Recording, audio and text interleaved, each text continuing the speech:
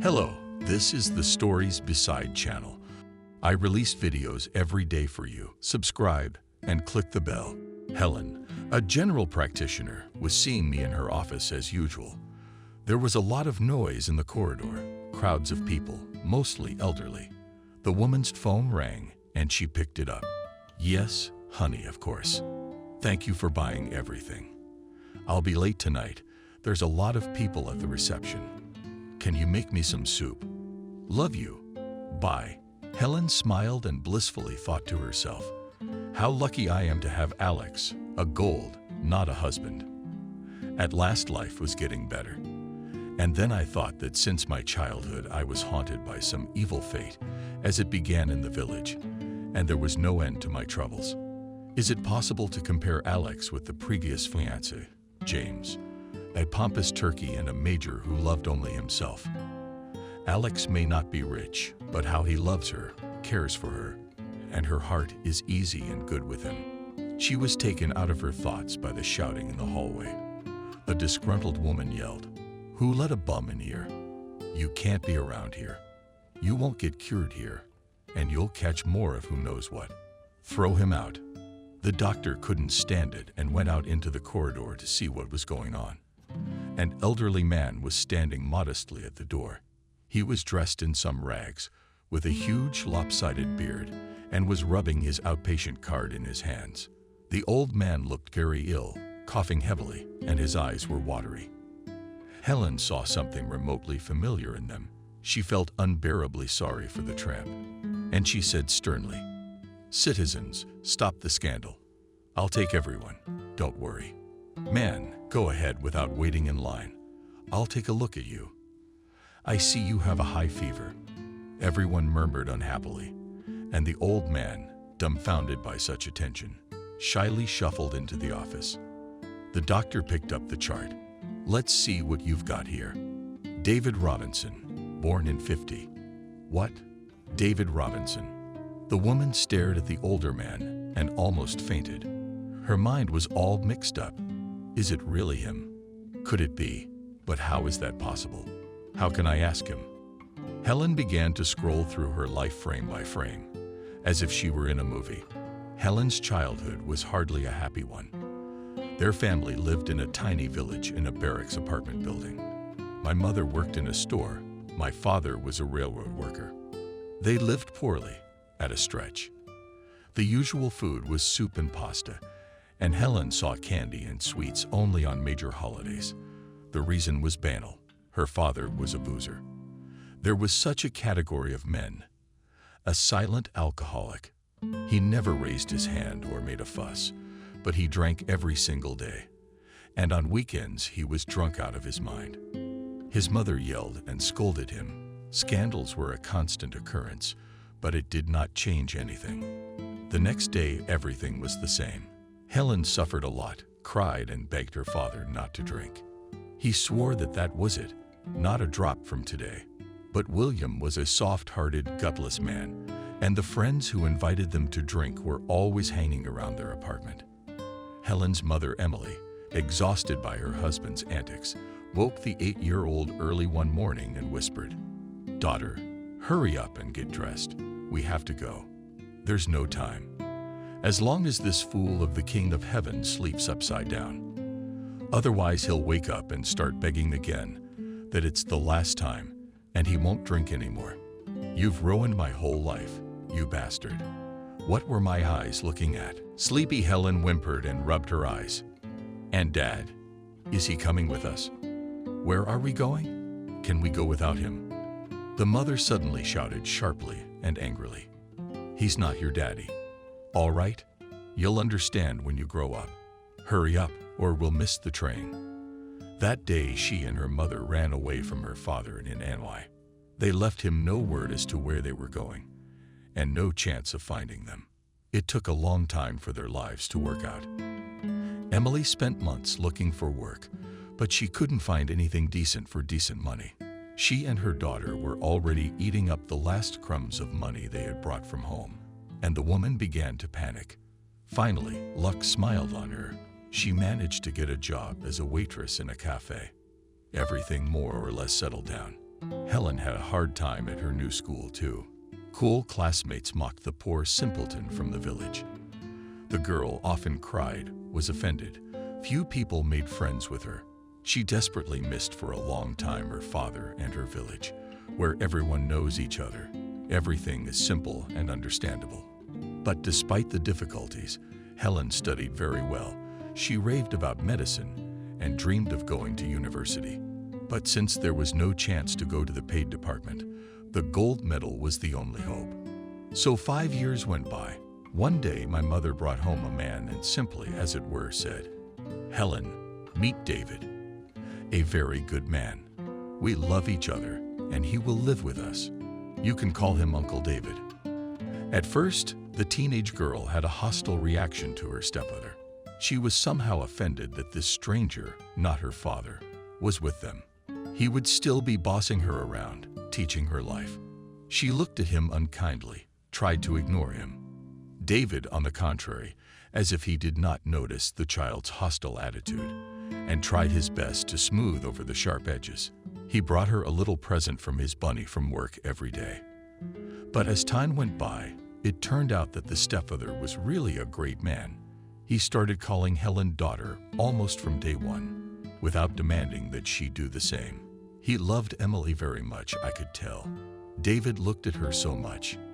He never hurt Helen, spoiled her with toys and gifts, and bought her a new phone.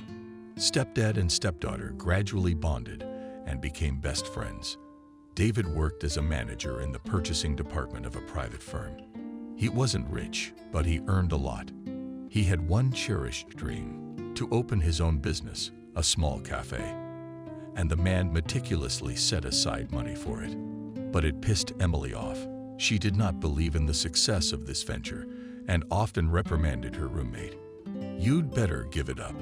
You keep putting money in your pile like a mole. You should have bought me a fur coat or taken me to a resort. It's my bad luck." The first one turned out to be a drunkard, the second a cheapskate. David was not the least bit offended, hugging his Emily tightly and whispering to her, "Don't swear. Helen hears everything. I have already calculated everything. Soon I will open my own business. The profit will go, and we'll all go to the sea. Do I mind? How much harder can you work for someone else? I'm not thinking of myself. I'm thinking of you. I alone, and the salary was enough. And I want more for my beloved girls. And you'll also be good. The profit from serving customers in our cafe is all in the house, in the family. What's wrong with that?"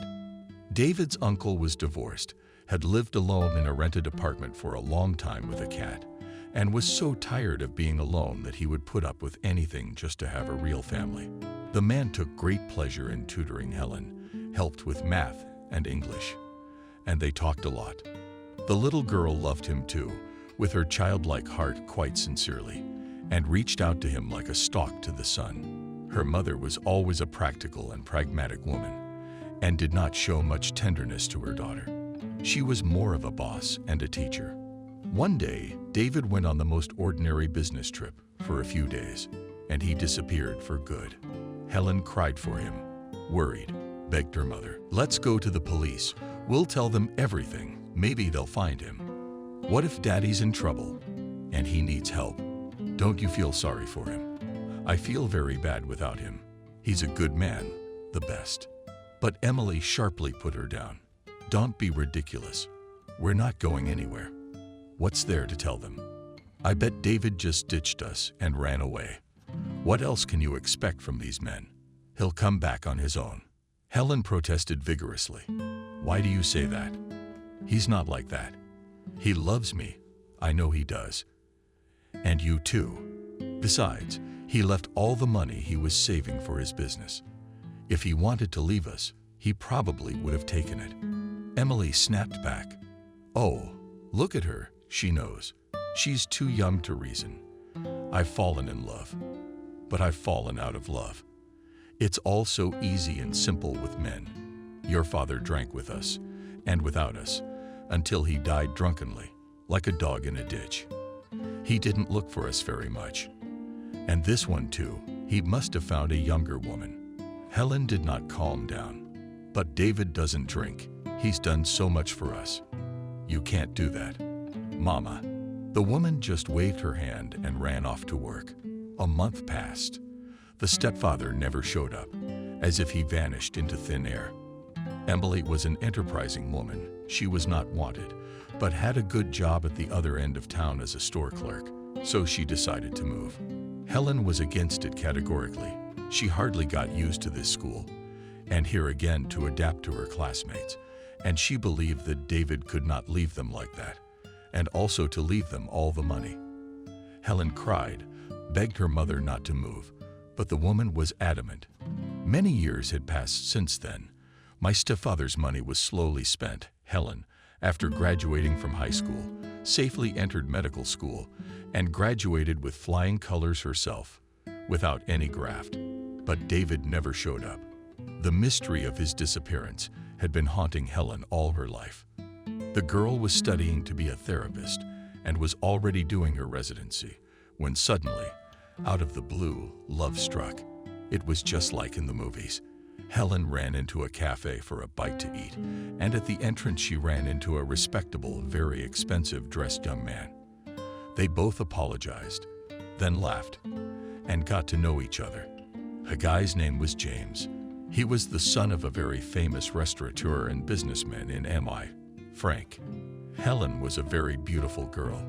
Huge green eyes, regular features, sensual lips, and a thin, literally bespoke waist. James began to compliment her and immediately asked her out. The girl blushed like a boiled cancer because no one had ever called her a goddess and did not show such signs of attention. Student guys did not count. She ignored them and focused on her studies, and so spun a stormy and passionate romance. It was the girl's first strong love. She literally lost her mind from a handsome suitor. After all, he opened up a new world for her. He took her to expensive restaurants and glamorous parties, literally showered her with flowers and gifts. But there was one unpleasant and even a little frightening thing about James. His mood could change in the twinkling of an eye. Like a storm at sea, he laughed and rejoiced, but could burst out and yell because of some little thing. There was such a case once. Young people were driving at midnight on the highway. James was speeding, overtaking everyone. Helen panicked. She got scared, and at first just asked him to be more careful. But he didn't react. He laughed and pushed the gas pedal even harder. Then the girl shouted, "What's the matter with you, James? You're out of your mind. Stop the car at once. I'm getting out. You're crazy. We're going to crash." Suddenly, the guy braked so hard that Helen almost hit her forehead on the windshield, opened the door, and literally threw her out of the car, screaming in pursuit. "No one raises their voice at me. Okay, you want to walk? Go ahead. Good riddance." He closed the door in front of a stunned Helen and drove away. He decided to teach her a lesson. The girl was crying. She was so hurt. She had to walk 2 kilometers along the side of the road until an older driver took pity on the poor woman. The couple broke up. The next day, James apologized, pounded doorbells, and said it would never happen again. He said, "I've had a stroke of madness," and Helen forgave because she still loved her boyfriend, no matter what. Their nights were as unrestrained and passionate. James was a sophisticated and tireless lover, and the prude girl forgot all the prohibitions, gave herself to the whirlpool of passion. And not surprisingly, she soon started throwing up and vomiting in the morning with terrible force. Only then did she come to her senses and realize that she was pregnant. Helen was very happy. Her age was good. The child was wanted. It was from the man she loved. She had to have it. That same night on a date, she informed James of her pregnancy, happily showing him the positive test. "Congratulations, honey, you're going to be a daddy. I wonder what we'll have, a boy or a girl. If it's a boy, he'll look like you, and if it's a girl, he'll look like me, right?" Helen chirped, and James was silent and gloomy as a cloud, then abruptly interrupted her and answered coldly, "What boy? What girl? I don't want kids yet. And anyway, I thought you were a doctor and have a head on your shoulders, and you didn't even have the brains to protect yourself. That's all right. I think you can get an abortion at your hospital. I'll give you the money. And forget about it." Helen was shocked and could not believe what she heard. "You bastard. I didn't expect that. I thought we were going to get married soon. So why wait to have kids? I'm 25. It's time to have a baby. No way, I'm not having an abortion. I'll give birth myself, if you don't want children. Me and the baby will live without such a father." She slapped James across the face and ran home in tears. She had never felt so bad in her life.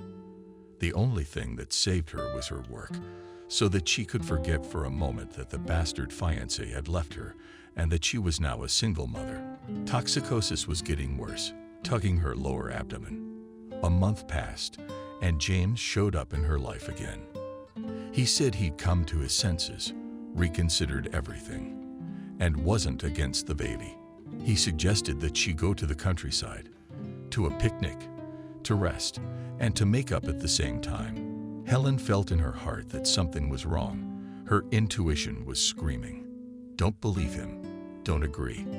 But her heart, sick with love, wouldn't listen to anyone.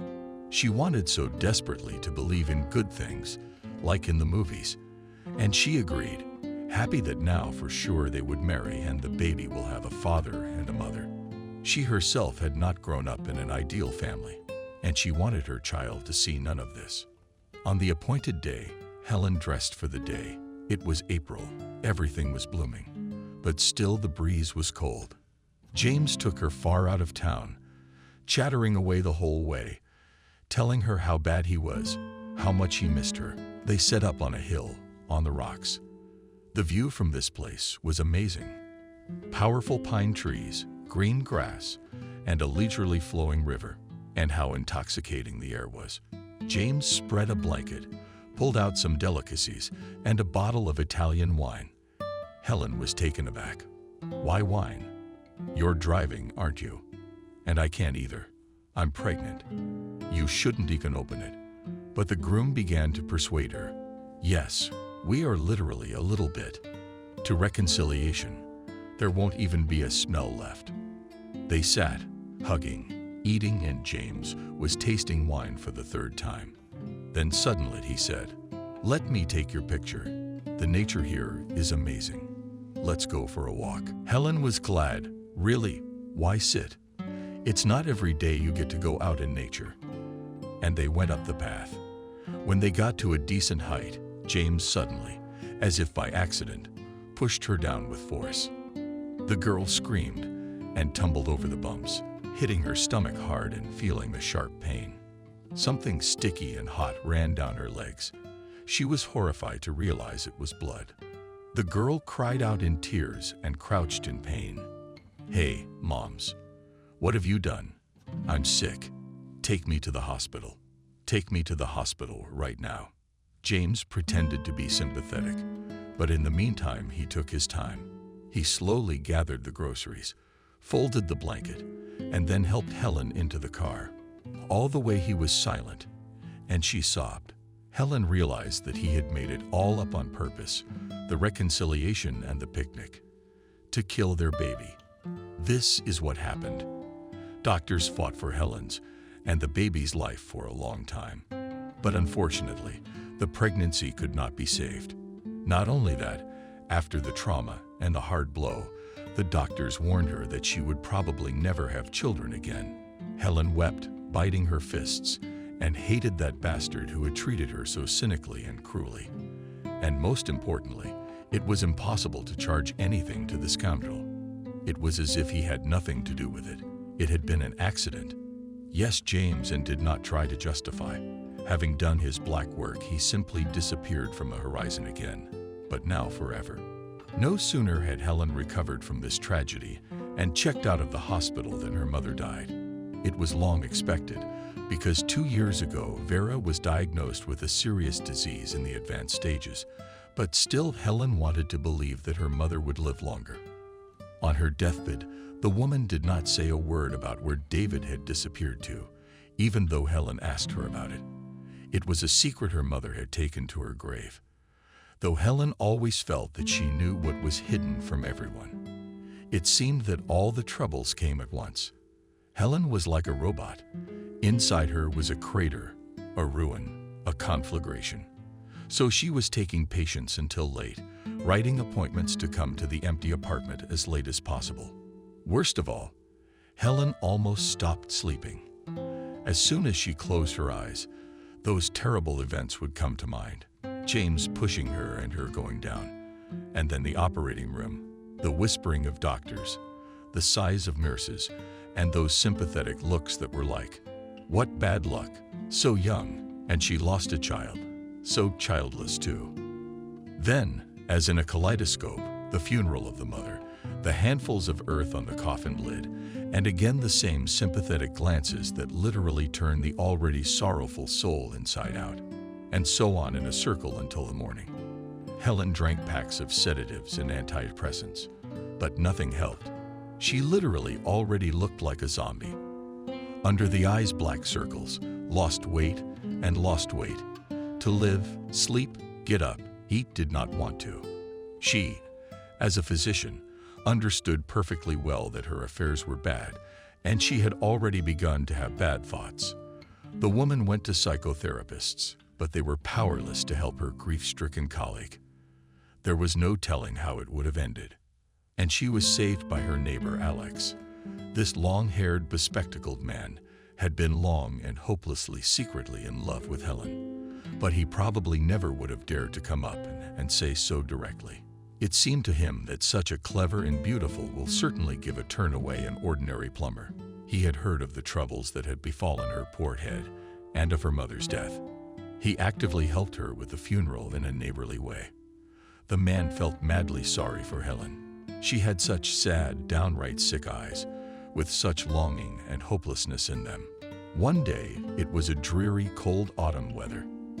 Helen wandered home in the late afternoon, unaware of the piercing wind or the drizzling rain.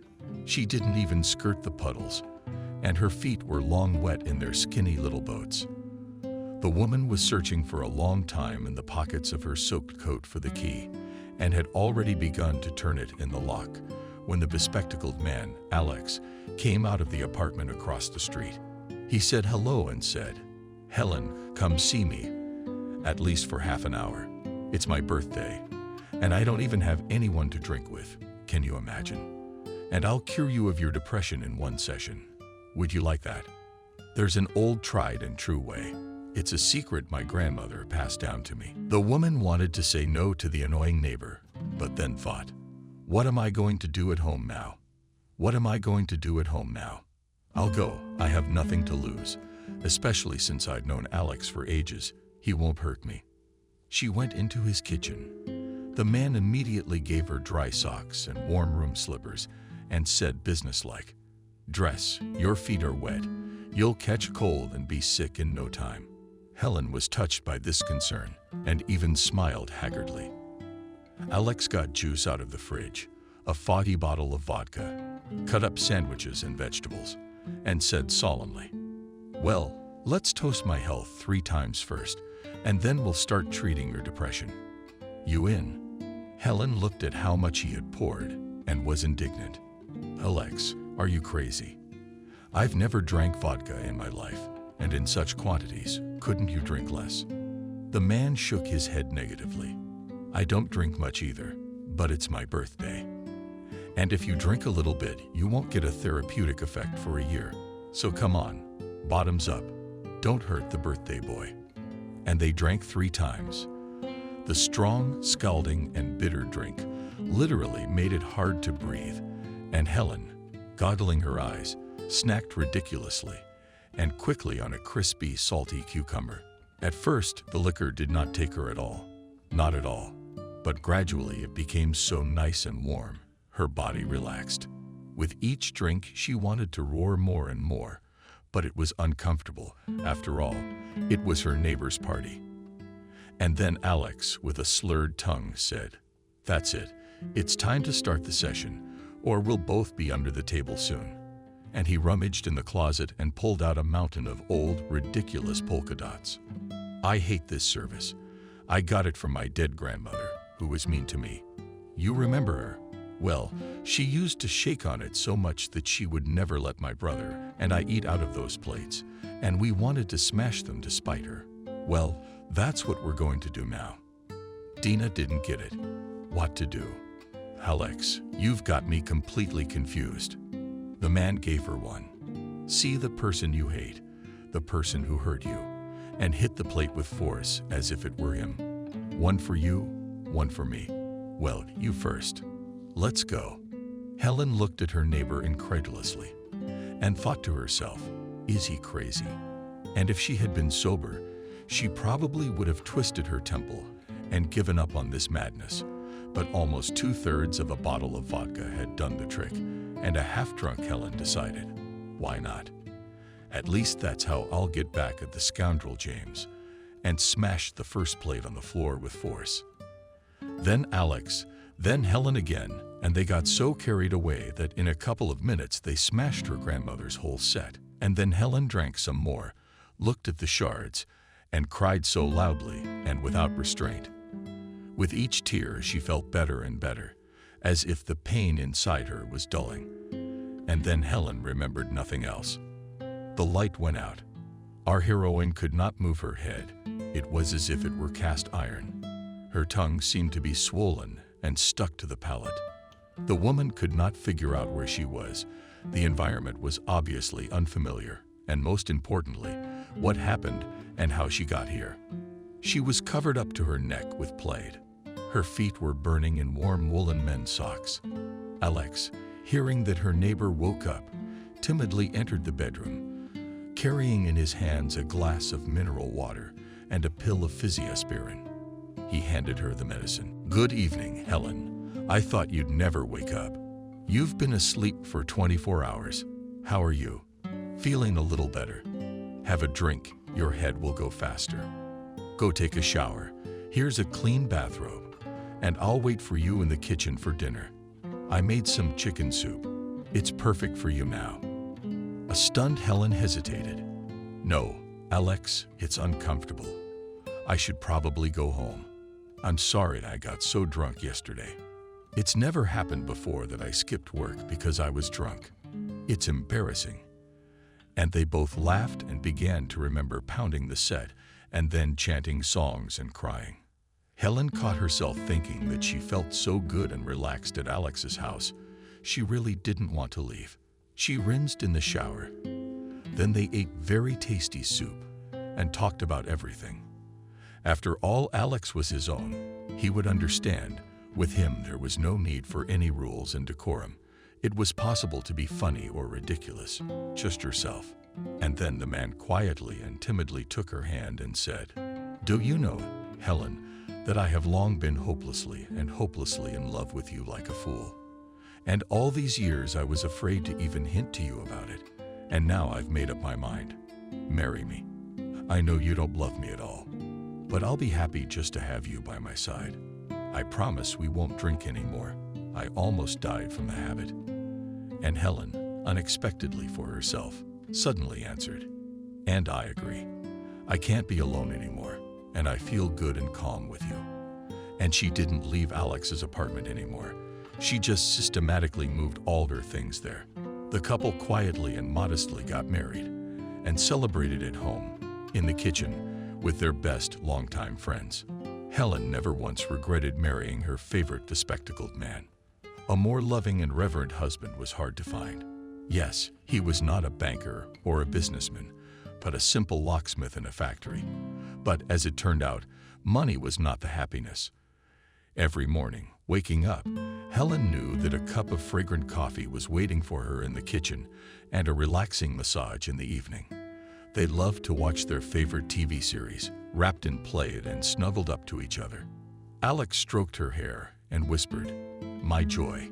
He surrounded his wife with so much care and attention, like a cocoon, and the soul wounds began to heal little by little. Helen now slept normally and soundly, hugging her husband and feeling his warmth.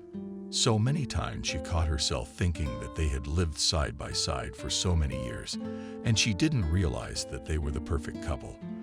Alex, too, couldn't be happy that his most cherished dream had come true, and he and Helen were together. Alex was by nature a very modest man. He and his brother had been brought up by his grandmother. When she died, he was left all alone in an empty apartment. There were, of course, several attempts at relationships with women in his life, but it just wasn't the same. So both got what they wanted, got rid of the creepy and frightening loneliness, and fell genuinely in love. And soon her husband brought home another family member from the dump, a Jack puppy, ridiculously skinny, with a bushy tail. Helen was thrilled. She had wanted a dog since she was a little girl, but her mother was always strongly against it, and over time the girl accepted it and decided that it was not destined to come true. And then the problems arose, her work, and there was no time for a dog. With the advent of Jack, their family became even friendlier and stronger, wanted or not, but with him it is necessary to walk every day. Helen honestly told Alex that she probably couldn't be a mom. He listened to everything and quietly replied, "None of this matters to me. If you had 3 children or no children, I would still love you and never leave you. I live for you. How can you not understand that? You are my child. I get a kick out of taking care of you, you know. After all, we have Jack. Ain't that a baby?" And he patted the dog behind the ear. He wagged his tail happily and licked his owner's hand. They never brought it up in the family again. Although, of course, Helen still felt out of place when they went to visit couples with children. A sense of inferiority did not leave her. She even considered taking the baby from the orphanage, but she was hesitant to suggest it to Alex. And now, her stepfather, David, who had so mysteriously disappeared without a trace many years ago, came to see her. Tears came to Helen's eyes. She threw her arms around him and wept. "Uncle David, Daddy, is that you? Oh my God. I'm Helen. Remember me? Your stepdaughter. We lived in the same family years ago." The dumbfounded man also cried, so bitterly. "Helen, my girl, how beautiful you have become. You became a doctor. Good girl. I did not think I would meet you at the doctor's office." The woman wept, wiping away her tears. "Uncle David, what happened to you? Why did you leave us then and disappear? Mother said you were tired of the responsibility, or you had another woman, but I didn't believe her, and I waited for many years, and secretly hoped you would come back. And what happened to you? You look so..." The man just waved his hand and answered quietly, "Oh, Helen, you don't know anything. I didn't leave you. But it's a long talk. You'll probably be ashamed of me now, because I'm the last tramp, a bum no one needs. So I'd better go, I guess. Just tell me what kind of pills to buy, because I'm really sick. I'm coughing, I can't breathe, and a fever all the time." The woman once again hugged the old man tightly. "What are you talking about? I'm happy I met you. And now I won't let you go anywhere. You know that. You're the closest thing I've ever had to a child." At that moment, a nurse entered the office and was dumbfounded when she saw the doctor happily embracing the homeless man. She coughed and asked, "Helen, I'm sorry, but the patients are about to tear the door down. We need to keep seeing them. Otherwise, they'll start complaining, and we don't want any problems. You know these activist pensioners." Helen nodded and began to listen to her father with a phonendoscope, and frowned the whole time, then answered, "Betty, meet my dad, David. He's been missing for years, and now he's here. What a joy. Can you imagine? Can I ask you to take him to the ward? He's got severe bronchitis, and put him in a private room with facilities. And here's the appointment. Go through the list and give him injections, antibiotics, and antipyretics for now. And I'll pick him up after work from there. I'll thank you. And I'll continue the appointment. I'll be there as always until the last patient, don't worry." Betty began to rebuff me. "Come on, Helen, stop it. I'll do everything anyway. You just call the head, arrange it. Man, come with me. I'll show you out." Betty processed David, watched the squalid, unkempt hobo who smelled bad, and wondered what the joy was in finding the homeless man's father. So he disappeared years ago, did not help anything, and now he was found. And why did Helen need this headache? She is strange a little bit, not from this world. Strongly kind, everyone is sitting on her neck. Helen could hardly wait until the end of the day today. It seemed to her that the succession of patients was simply endless. At last, the last patient came out of the office, and the woman breathed a sigh of relief. Now she would call Alex, tell him the good news, and go straight home to her father to pick him up. She dialed her husband, who was still at work, and she spoke at once. "Alex, I have something important to tell you. Remember I told you many times about the stepfather who was like a father to me and disappeared years ago? Well, you won't believe it, but he came to see me today. I didn't recognize him at all. He was down and vagabonding. Something terrible has happened to him. You see, I can't leave him. No way. He's done so much good for me. And he left me and my mother all the money, and we lived on it for a long time. Do you mind if he stays with us for a while? And then I'll think of something. You're not going to fight." The husband calmly, as if nothing had happened, replied, "Helen, what kind of silly assumptions are you making? Why should I swear? Your family is my family too. What are you talking about? Of course, let him live as long as he needs. We'll help him in any way we can. Then I'll quickly go home. I'll try to cook dinner in time for your arrival, because it's embarrassing in front of the guest." Helen smiled and answered affectionately, "Alex, you're a miracle. I love you and adored you. That's it, I'm off to my father's. I've put him in the ward for now, until tonight." The woman picked up David, bought him some medicine, new clothes, and personal hygiene items on the way, and they drove home. Alex was already waiting for them. Terrific smells wafted from the kitchen, and her husband, in his apron, came out to meet them in the hallway. The old man was timid and stomped about. He was ashamed to take off his shoes, for he had no socks under his old shoes. Seeing this, Alex did not show his face and shook hands cheerfully. "Good evening. I'm Alex, Helen's husband, and I take it you're her father. Let's meet." The elderly man replied, "My name is David. Helen was like a daughter to me. I loved her so much. I'm sorry if I'm embarrassing you. I know I don't look my best. It's embarrassing for me." Helen helped her father undress. "Dad, I don't want to hear that. Life happens all kinds of things. Okay, first thing, let's go to the bathroom.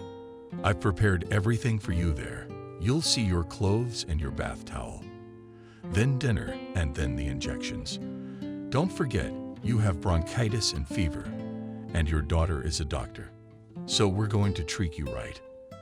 That's it. Alex and I are waiting for you in the kitchen." David hadn't left the bathroom in what seemed like an eternity, and Helen was getting worried. "Alex, maybe Dad got sick in there or didn't figure out how to use the shower." Her husband hugged her and whispered, "Don't get yourself worked up. If it had gotten bad, he would have called you." I think the man is just enjoying the benefits of civilization for the first time in his long nomadic life. Indeed, when David finally appeared in the kitchen, he was unrecognizable. Clean-shaven, calmed, rosy-cheeked, and dressed normally, he couldn't have been more than 60. A different man altogether. Helen even gasped and hugged him again. "Daddy, now I recognize you." The same kind, radiant eyes and smile.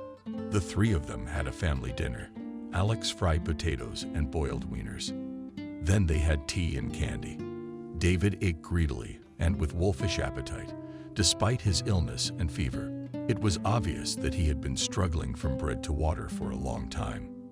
Then Helen gave him injections, gave him medicine, took his temperature, and led him into the bedroom. Clean bedding was already made there. The woman was eager to know what really happened to her father, but she wasn't going to push him to talk about it. Let him recover first, and then he would tell her himself if he wanted to. David lay down blissfully on the soft, clean bed, and her daughter hugged him and said, "Relax, Daddy, sleep well. Be at home. Don't be shy. Alex is my miracle. You two are sure to become friends, and Jack certainly won't let you get bored. By the way, did you notice he did not bark at you angrily, as if you were a stranger, and immediately accepted? You will walk with him in the park. The man suddenly took Helen's hand. Daughter, wait. Listen to me, please. I need to tell you everything. Remember, I was away on a business trip, just for a couple of days. So my director of the firm decided to set me up hard with money and documents. I then signed without looking fake contract and ended up in jail. Many times I called your mom and asked her to come to me, or at least hire a normal lawyer, because I left her all my money. But she never came. And they put me in jail for 5 years for fraud. I wrote you letters every month, but I never heard back. I was so hurt and offended that Emily left me at such a difficult moment, because I loved her sincerely and missed you, my darling, very much, just unbearably. The days in prison were long. It was hard to survive without the support of loved ones.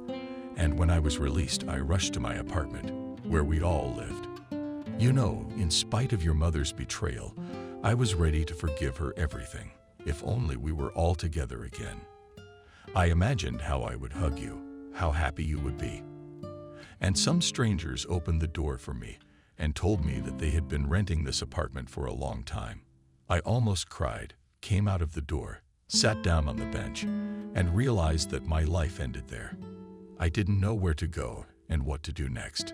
With a criminal record certificate, they couldn't hire me for a decent job, and there was nothing to live on. So I had to become a homeless person willy-nilly. Sometimes I picked over rotten vegetables at the market, collected bottles, slept on heating mains and in stairwells. I used to drink a lot. When I washed my eyes with water, I didn't feel so sick. I fell asleep and that was it. But then my health began to take a turn for the worse, and I could hardly recover. I lay there for 3 days, vomiting day and night, and thinking that I would die like that dog under the fence. But no, I survived. But I quit drinking, and I don't want to. That's the way it is, Helen. Believe it or not, I have no reason to lie to you. How's your mother? Is she all right? I think about her a lot. Helen sighed and answered, Mom died 2 years ago with cancer, so I can't ask her anymore. I believe you, Daddy. I felt that Mom was not telling me something. I cried and asked her to put out an APB looking for you. But she wouldn't do anything. She said he left us, and that's it. There's nothing to say now. Nothing can be brought back. Forgive her, Papa, for betraying you like that. I don't know why she did what she did. You know you're not alone now. You've got your family, me and Alex. All right. Good night. I'm going to bed too. David touched the pillow, which smelled of lavender, and immediately fell asleep. For the first time in his many years of wandering, he fell asleep so soundly and peacefully. In his mind, he thanked God for sending him a meeting with his daughter today. He loved this inquisitive and affectionate little girl with pigtails so sincerely, as he had never loved anyone else. From that day on, David stayed at Helen and Alex's house in the apartment. He helped them as much as he could while they were at work. He could cook dinner and even make pancakes or help out in the garage. They were inseparable with Jack. The dog was happy because now they took him for long walks and played with him. And they fed him all kinds of goodies. In due course, Helen has bought to her father a small but cozy house which was not far from them. The old man was very pleased with his dwelling, planted flowers, and kept a small vegetable garden. He enjoyed it. On weekends, Helen and Alex went to visit David. It became a family tradition. All together, they roasted meat or sausages on the barbecue and drank tea in a cozy gazebo, which the old man had built with his own hands. Helen has noticed that Dad goes out quite often, taking sandwiches and vegetables from the garden with him. He always comes back sad and very thoughtful. The woman could not stand it and asked him about it directly. David lowered his eyes guiltily and began to talk. You see, my daughter, when I was a vagabond, a little boy came to me. His name is Kevin. He's 8 years old. He's an orphan from an orphanage. They beat him there, hurt him a lot, so the kid runs away. I fed him as much as I could back then. And now I found out that they caught him and sent him back to the same orphanage. I know how hard it is for him there. He's malnourished and totally withdrawn. So I go to see him little by little. They always have a walk at lunchtime. I go to the playground. There's a cave. Kevin's always there waiting for me. I'll stay with him for a while, feed him, talk to him. Maybe it'll make the kid feel better. I feel sorry for him, to the point of tears. He's so kind and bright, and his fate is already crippled. I was afraid to tell you about him. It's embarrassing. You and Alex gave me shelter and bought me a house, and I am carrying food to an orphan. I thought, maybe you will fight. Helen almost cried. She hugged her father and whispered, "Dad, what on earth did you think of that? I'm proud to have such a kind and compassionate father. Not only that, but to be honest, I've been thinking about adopting a child for a long time. Really, I've been dreaming of an infant, but after your story, I want to see Kevin. Is he available for a visit? Why not take the kid, since we're not poor? We have our own place. I'm legally married. We both work. I think they ought to go out on a limb for us. I'll talk to my husband, and if he doesn't mind, we'll go to the orphanage." David was very pleased and began to thank his daughter. "No, Helen, it's me who's proud to have such a wonderful daughter. I think Kevin would be very happy if you told him you came from me. I'm fond of him, and I think my life is getting better. But why should the child suffer so much? But you got to work it out with Alex first, your family." Helen came home, made dinner, and waited for Alex like she was on pins and needles. She panicked intensely. What will he say? Will he want to adopt an 8-year-old problem boy? Because she had just recently brought her father home. And then another son would come along. We've never talked about it. It's scary outright. The husband came in, kissed his wife, and immediately, looking at her, he knew something had happened. He knew Helen better than she did. When she was tormented by something, she would unconsciously twist a lock of hair, without noticing it, and bite her lower lip. Alex pulled her close to him and said, businesslike, "So, tell me, what are you thinking about?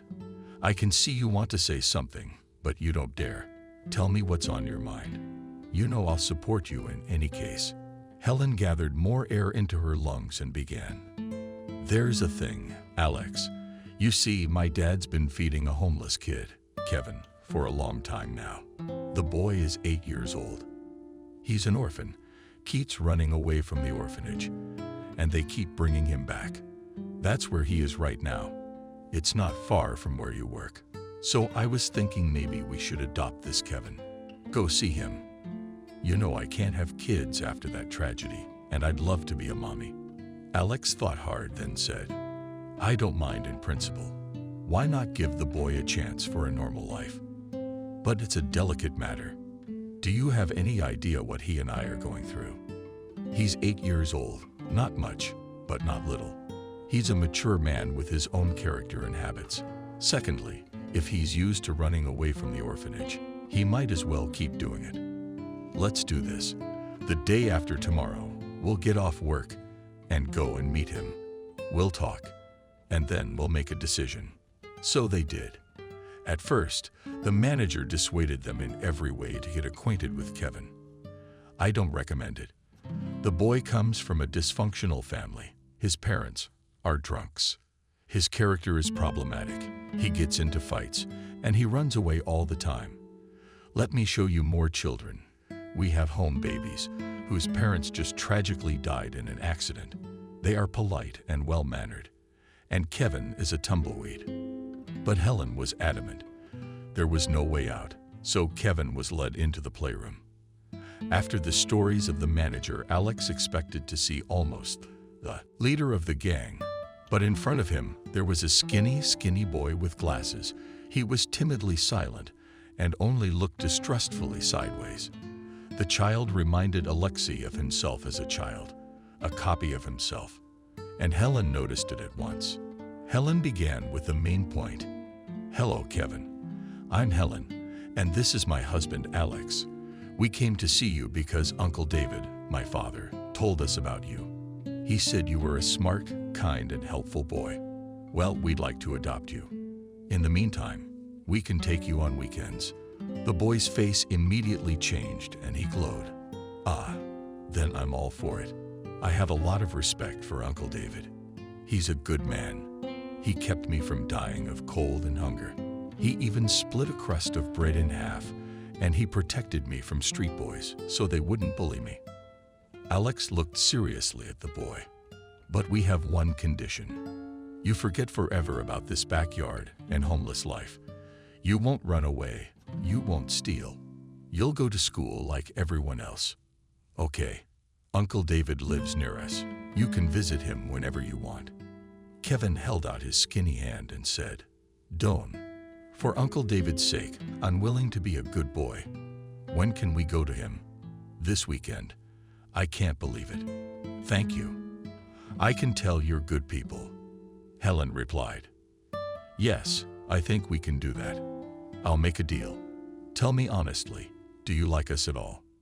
You know, I don't have kids, and I'd like to call you my son and raise you. How would you feel about that?" Kevin muttered, "I don't like this cow stuff, but I feel so bad myself that I'll do anything to get out of these walls." When David met Kevin at his home on a day off, everyone was crying. The boy climbed into his arms, cuddling and hugging him. In a disruptive voice, he said, "Uncle David, here I am at home. Will you tell me that story about the car race again? What about skydiving?" David was all brightened up. He stroked the baby's head and whispered, "How happy I am for you. You can stay overnight at my place if you want. We'll read with you and make dinner. Potatoes, military style, just like I taught you. I've got a barbecue too." Helen and Alex embraced. The man said, "The kid's really good, so we'll do a good deed. And the old man is happy. We'll raise a real man together. We'll educate him. Maybe he'll give us a glass of water in his old age." Life went on. The first 6 months were a living hell for Helen. She was having a hard time with the parenting process, and it was not easy to get along with Kevin, the mischievous boy. If it had not been for her father, she would not have been able to do it. But with their combined efforts, they did make a normal home baby out of Kevin the neglected. It was only hard with school at the beginning. As soon as they began to praise Kevin at school for his achievements, he tried with twice the force. Over time, the boy began to call Helen his mom and Alex his dad. How nice it was. Now, Helen could not imagine how they had ever lived together with Alex. It was so boring. And now there were so many kindred people around. And soon something happened that no one expected at all. Helen became pregnant. It was truly a miracle. So many years of nothing. And then, lo and behold, she had not registered for a long time and had never gone to the gynecologist, even though she knew it was irresponsible. It was just too painful, those old memories of a miscarriage and an unborn baby. And the woman was terrified of a repeat of the situation.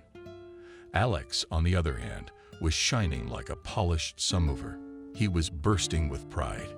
He was about to become a father. Kevin, on the other hand, initially took the news of the new addition to the family badly. He was upset and screamed, "Well, of course, the baby will be born, and you all won't need me at once, will you? That's the way it's going to be. Why did you take me away if you could have your own?" And the boy ran out of the house out of spite. Helen didn't even have time to explain everything to him. Helen was crying and worried. It was evening outside, and Kevin still hadn't come back. Alex had already run around all the yards and alleys. The boy was nowhere to be found. Then the young people rushed to David, hoping Kevin might be there. The old man was surprised to see his daughter in tears on the doorstep. "What happened? Tell me, what happened?" The woman wailed and sobbed again. Alex explained, "You see, Kevin ran away from home. I've been all over the yards. He's nowhere to be found. It's our own fault." Helen's pregnant, and we didn't tell Veda. We didn't prepare him. And he overheard by chance. So he got upset that no one needed him now, and that no one would love him. We hoped that maybe you had him. And now I don't know what to do. Helen has already cried all her tears. How can we explain to him that we really love him as if he were our own, and that having a baby will not make it worse for him? David quickly threw on his jacket and hat and waved. Young people, wait at home. I know where to find him. We have a secret place with him. Helen, stop crying. You absolutely mustn't. Kevin will be with you in the morning, I promise. Come on, let's go home. Alex obeyed, took Helen under his arm, and they went into the apartment, even though they were both well aware that they would definitely not be able to sleep tonight. David made it safely to the heating duct and shined his flashlight. Hey, Kevin, don't be silly. Come on out, kid. This is serious business talk. I know you're here. We don't want to get all the tramps in trouble, or we'll get our necks kicked in. The boy climbed out from under the pile of cardboard and went grudgingly to David. He could not disobey him. He was the boy's unquestioned authority. David silently took him by the hand and led him to his place. At home, he heated some tea and started a conversation. Listen, Kevin, you're wrong now. Yes, your mother is pregnant, and you're about to have a little brother or sister. So what's wrong with that? You should be happy. I know my daughter. She will never betray or leave you, and she will never love you less. You know how she cries for you. And Alex searched all the back alleys looking for you till dark. And my daughter, by the way, mustn't worry in her condition. Why do you do this to them? Did they hurt you in any way? You better think that soon you'll be the main helper in the house. You'll take care of the little one, keep him safe. You'll help your mother. After all, you're a real man. Is it better for you here, with the bums on the heating mains? Kevin roared and turned his head. I don't know what came over me, but I felt so hurt. And when I found myself on the street again, I was so scared. I don't want that kind of life anymore. I feel so good and calm at home with my mom and dad. Did my parents get hurt a lot? Would they scold you? David laughed and rubbed his head. I told them I'd bring you back in the morning, but I know they won't sleep. So let's go home, little traveler, or your mother's going to have a nervous breakdown. They won't scold you, but promise me you won't pull any more stunts like that. You got it? The boy held out his hand. That's a deal. Let's go. Alex and Helen were in a state of confusion. The woman was pacing back and forth, and Alex was frantically tapping his fingers on the table. Time seemed to stand still.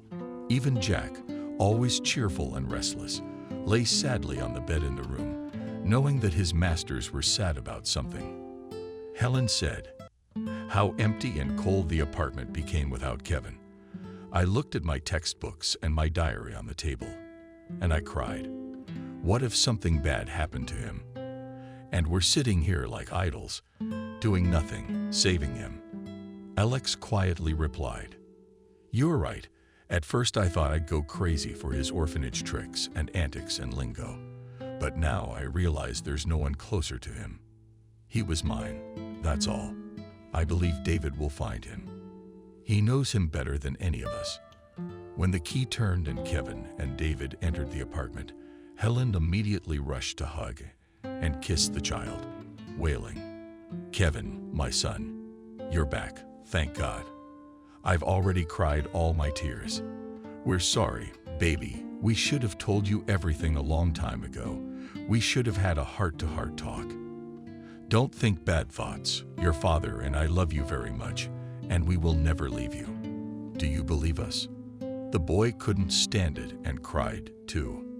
"I will never run away again, honestly, and I will help you with the little one. Turns out it's so scary and bad out there alone now. I'm sorry." Everyone cuddled together and made up. Only when Kevin fell asleep sweetly in his bed did Helen finally fall asleep too. And she realized for herself that there are no other people's children. The main thing is to give a child all your tenderness and care, all the warmth of your heart, and it will surely melt even the most closed and fate-stricken heart. In due time, Helen gave birth to a healthy, strong boy named David, after his grandfather. All the men she loved were waiting for her in the yard at the discharge. It was so touching. Alex proudly carried her son in his arms, and Helen held Kevin's hand and a huge, beautiful bouquet of roses given by her husband. David and the restless Jack, who was also meeting his mistress from the maternity hospital, were walking beside him. Everyone was talking, joking, and discussing who was going out with Jack and David Jr. and when. And then a half-drunk man, staggering from side to side, walked toward them. Helen could hardly recognize him as James. My God, what had happened to him? Where was his wealth? How had he ever come to this life? Looking at him, a wave of disgust and revulsion swept through her soul, and Helen turned away, pretending not to recognize him. But James recognized her at once, the same huge expressive gashes and mop of hair gathered in a ponytail. The woman had grown incredibly handsome in the years since they'd seen each other, and she looked just fine. James felt a twinge of jealousy, and he was sorry that he had once pushed Helen away and betrayed her. If he could live with such a pretty girl now, raise a child, and not know any grief, he couldn't stand it, and called out to her, "Helen, is that you? Don't you recognize me?" Helen responded sharply, "Man, you are mistaken," and walked away, holding her son tightly to her. And she thought to herself, what a good thing that James had left her then. And Alex saved her. It was not so long ago, and they already had such a big and friendly family. Their husband, father, 2 sons, and a little dog. And most importantly, there is peace and harmony at heart. Alex, meanwhile, was telling the story. That's James, the formerly famous businessman. The whole town knew him. A lot of people hated him because his character was unbearable. A lot of hubris and arrogance, and he thought of the workers as peasants. And then his father married one of the bitches. Turns out she was sent by his competitors on purpose. So James lost everything all at once. Now he's downhill from there. Drinking, not working, barely making ends meet. A friend at work told me about him. That's how it is. David sighed. Yeah, you can never escape from a fate. I know that for sure. And Helen added, everybody gets what they deserve. So are we celebrating or not? Alex, run down to the cake shop and get some cake.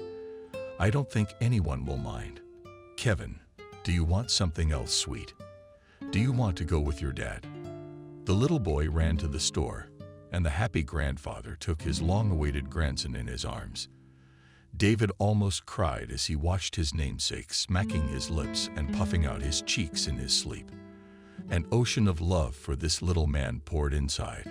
He told his daughter, Helen, thank you, my dear, for the 100th time. You became my guardian angel, saved me from poverty, gave me a family, a grandson. I love you so much. You are the closest person to me on earth. Helen clung to her father. Daddy, me too. You know, that drunkard who came to meet us is the traitor for whom I suffered so much in my youth. And to be honest, I don't feel sorry for him at all. But after seeing him, I suddenly began to appreciate my Alex even more. That's where a real man is, so native, reliable, and calm. So I'm the happiest one now too. Let it be so. At home, they all had dinner together, then drank tea with sweets, and bathed the baby. And in the evening, they began to think how to buy a bigger house. The family is not small anymore. And then David suggested, why don't we build the house ourselves? I've got a big plot, but a house like this. Slowly, and with love, let's build a house that everyone will love. What do you think? Everyone gladly supported the initiative because the place is really good and in the city, but in a residential area, not noisy. It will be quiet for everyone. And so life went on as usual for the friendly family, where everyone was rooting for each other.